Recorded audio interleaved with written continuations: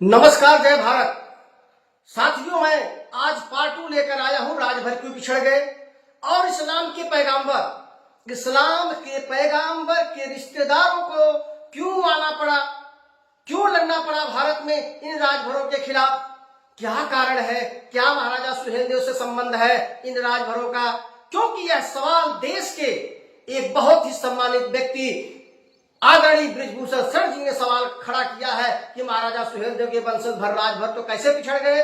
अब इसी सवाल का जवाब मैं आपको पूरे प्रमाण के साथ, तथ्य के साथ देने जा रहा हूं। उसका क्या कारण है, चलिए। पहले आप जो देख रहे हैं अभी, ये है इस्लाम के पैगंबर और आप देख रहे हैं ये है अबू बकर सिद्दीकी। अब ये अबू बकर सिद्दीकी कौन है? फर्स्ट खलीफा, यानी उनके वारिस एक प्रकार से कहा जाता है। अब मैं आपको दिखा रहा हूं जो दूसरा, ये आप चित्र देख रहे हैं और दूसरा एक चित्र देख रहे हैं। आखिर क्या है इन दोनों का संबंध जो हमारे भारत में इनके पूर्वज आज भी रहते हैं? यह ऐसे सबूत है जो आज भी हमारे देश में रहते हैं। अब मैं आपको ले चलता हूं उस तथ्य की तरफ, लेकिन आज से पहले मैं आप लोगों से गुजारिश करता हूं, साथियों, इस सच को देश के कोने कोने तक पहुंचाइए ताकि सच्चाई पता चले। क्योंकि अब जब राजभरों का सच सामने आ रहा है तो कुछ लोगों का डर लग रहा है कहीं उनका सच न सामने आए। इसके लिए हमारे इतिहास को दबाने की, भारत के इतिहास के सच्चे इतिहास को दबाने की, उन वीर सपूतों के इतिहास के दबाने की साजिश की जा रही है, लेकिन ऐसा नहीं होगा। चलिए हम चलते हैं उस तथ्य और प्रमाण की तरफ। अब हम चलते हैं उन तथ्यों की तरफ। महाराजा सुहेलदेव राजभर के वंशज राजभर भर क्यों पिछड़ गए, ऐसा कहना है बृजभूषण शरण सिंह का, आदरणीय बृजभूषण शरण सिंह का। तो चलिए हम उस सबूत तथ्य को आपको हम दिखाते हैं। Illustrated historical album the Raja and taluqdar of Awadh, यह एक गवर्नमेंट प्रेस इलाहाबाद द्वारा छपी थी 1880 में। ये सभी तालुकेदारों का इसमें विवरण दिया हुआ है। अब आप जो देख रहे हैं स्क्रीन पे, ये शख्स है राजा मोहम्मद अमीर हसन खान, तालुकेदार ऑफ महमूदाबाद। ये सीतापुर डिस्ट्रिक्ट। अब ये कौन है? अब पेज नंबर 8 पे आप देख पा रहे हैं और तालुकेदारी संख्या 10 आप देख पा रहे हैं। आमिर उल दौला सैयद उल मलिक राजा मोहम्मद अमीर हसन खान कहाँ के तालुकेदार हैं? आप देख पा रहे हैं स्पष्ट, इसमें महमूदाबाद, ये सीतापुर, फिर बाराबंकी, लखनऊ और खीरी डिस्ट्रिक्ट में इनकी तमाम रियासतें थी। अब ये रियासतें थी तो कौन है ये? अभी इनका एक वंश परिचय दिया हुआ है पृष्ठ नंबर 9 पे, आगे पृष्ठ पे देखिए, लेजेंसी वंश परिचय में क्या कहा गया है? The Raja is a descended of Abu Bakar Siddiqui the first Khalifa. मैंने जैसे बताया, Abu Bakar Siddiqui first Khalifa, prophet of Islam. The family are Shaikh Siddiqui, ancestor of the Raja come to India from Baghdad, will kings of Ghori dynasty.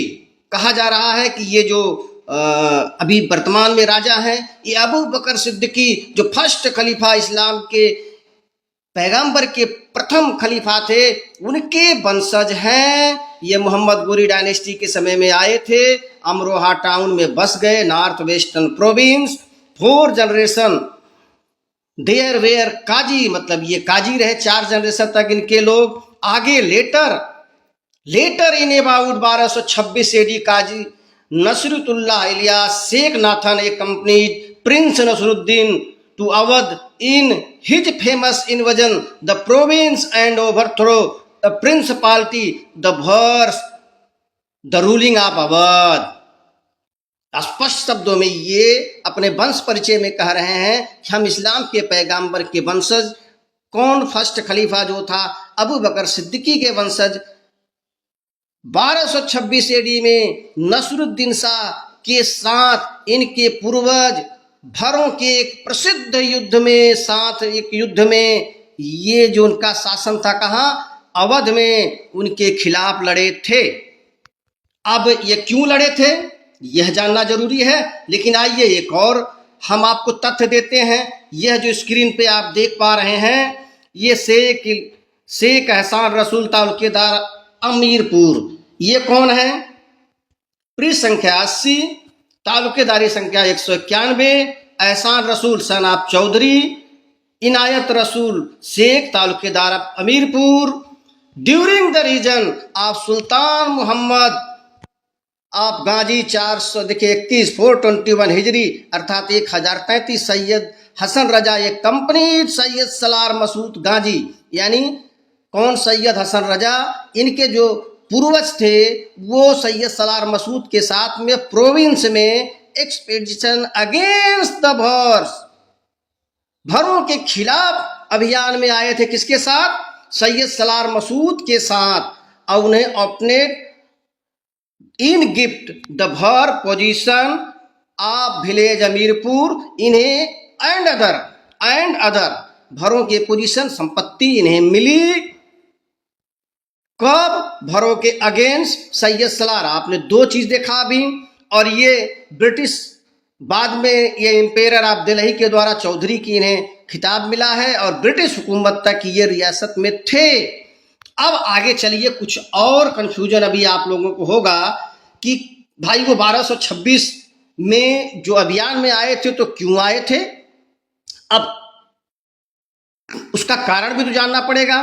तो आइए, एशियाटिक सोसाइटी या बंगाल के द्वारा खुद तबाकती नासरी जो मिन्नात ई सिराज के द्वारा लिखा गया था, यह कब? 1226 से 49 के बीच में उर्दू का इसका जो है ट्रांसलेट किया गया है अरबी भाषा का इंग्लिश में, यह 1873 में किया गया था।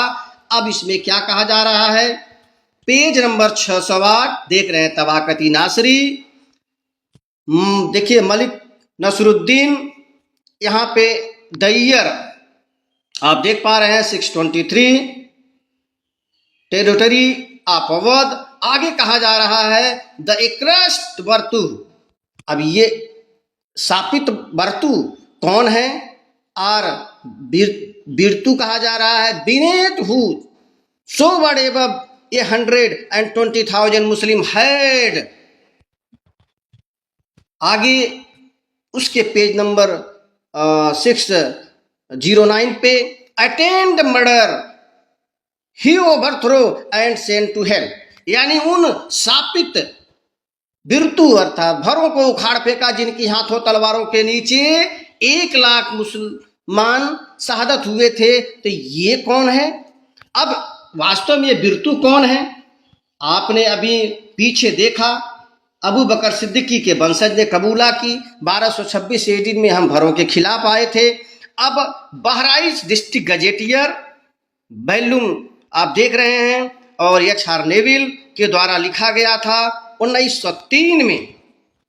अब इसके पृष्ठ संख्या 119 पे यहां पर देखिए स्पष्ट जिक्र है, on the first government of Awadh was Malik Nasruddin Muhammad, the eldest son of Al-Tatmis, who received appointment 1226 AD. Minhas उस Siraj the author of Tabaqat नासरी, जो उसके लेखक हैं 1226 AD में मिन्नात उल सिराज। आगे कहा जा रहा है state that the prince overthrow एक्रेस्ट भर। देखिए यहाँ पे क्या कहा गया है? उन सापित भरों को उखाड़ फेंका अंडर, जिसके नीचे who had hand and what more than कितना 120,000 मुस्लिम हैड रिसीव मर्डर, यानी 1,20,000 से अधिक मुसलमानों का मर्डर किया गया था। किसके द्वारा? भरों के द्वारा। In overthrow the rebel infidel of Awadh. यहाँ पे जरा इस शब्द पे ध्यान दीजिए, यानी उन्हें उखाड़ फेंका गया अवध से।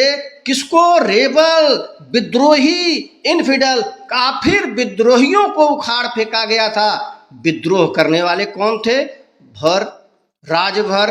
अब सैयद सलार को मारने वाला कौन? यह भी जानना जरूरी है। गजेटियर आप देख रहे हैं the province of Awadh, volume 3 N to Z।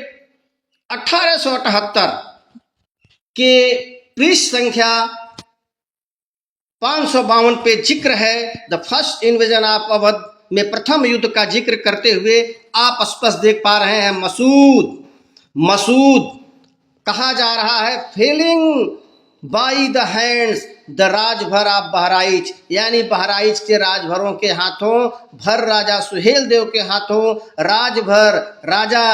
Rajbhar के हाथों मारा गया था। बाद में 200 साल के बाद उसकी दरगाह दिल्ली शासकों ने बनवाई, इसका जिक्र किया गया है। अब आदरणीय बृजभूषण शरण जी आप बताएं कि राजभरों ने ही मारा, राजभरों के खिलाफ अभियान चला, यह मैं नहीं कह रहा हूं, उनके वारिस आज भी हमारे देश में हैं। और जब हमने मारा, हमारे खिलाफ विद्रोह चला, हमारे खिलाफ तमाम चीजें हुई, तो भाई पीछे कौन होगा? राजभर पीछे नहीं होगा, फिर कौन होगा? त्रिलोक चंदी बैस। आगे मैं लेके आ रहा हूं कि कैसे त्रिलोक चंदी बैस राजपूत आगे हो गए। कुछ लोग कहते हैं ना बैस राजपूत। चलिए हम ये भी जानेंगे कि उनका क्या इतिहास है और कैसे भर पीछे हो गए, कैसे वो आगे हो गए। आप सभी को जवाब मिला होगा।